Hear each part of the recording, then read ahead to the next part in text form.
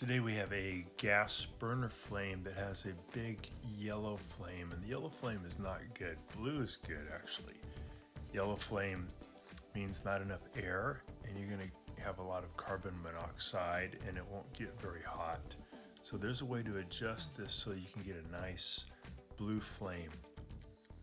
We're going to go over how to do this. This will work for, this is on a Dynasty stove, but it'll work for a Wolf stove and a lot of the other gas stoves.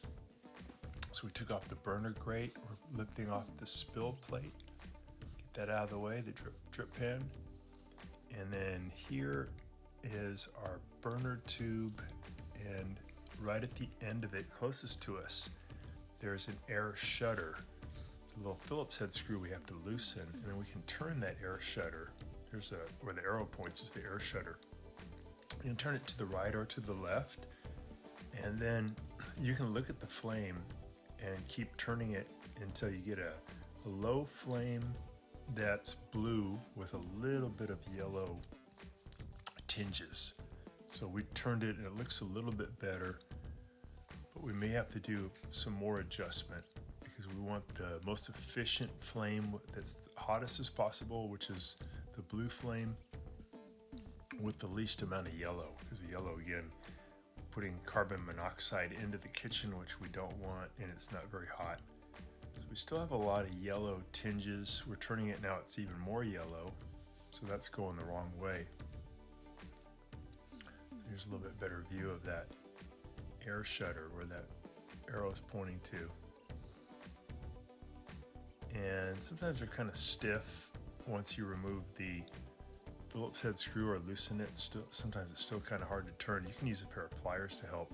I'm actually going to pull the whole burner off now. I'm removing a little wing nut here at the end of the tube, and then I can wiggle this whole burner assembly out, and I'm going to bring it over to the kitchen sink and just knock out some of the accumulated carbon that builds up inside, because a dirty burner can also cause a yellow flame because it's not letting in enough air.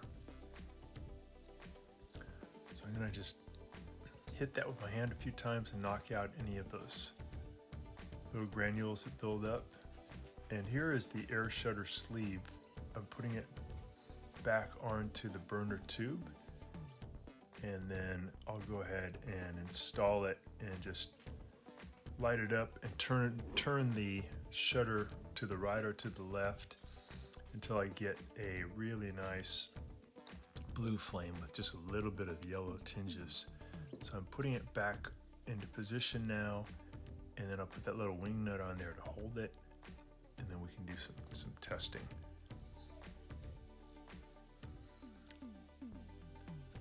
There's the wing nut.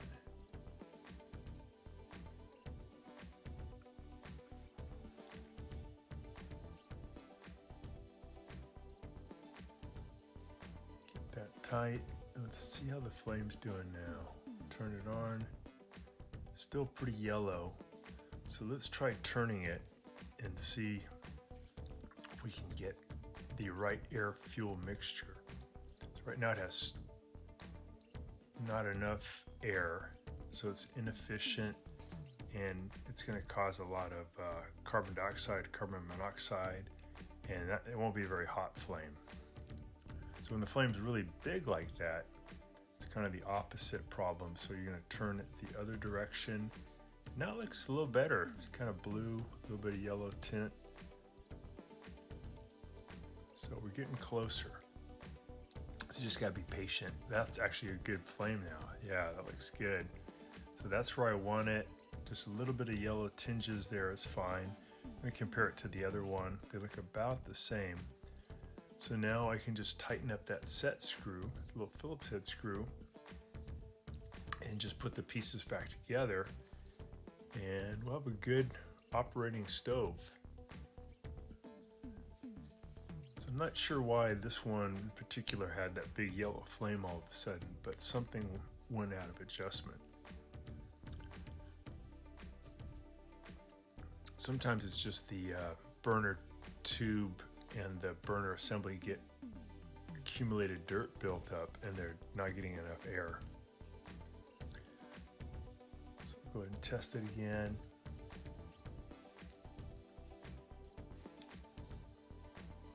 Yeah, it's pretty good.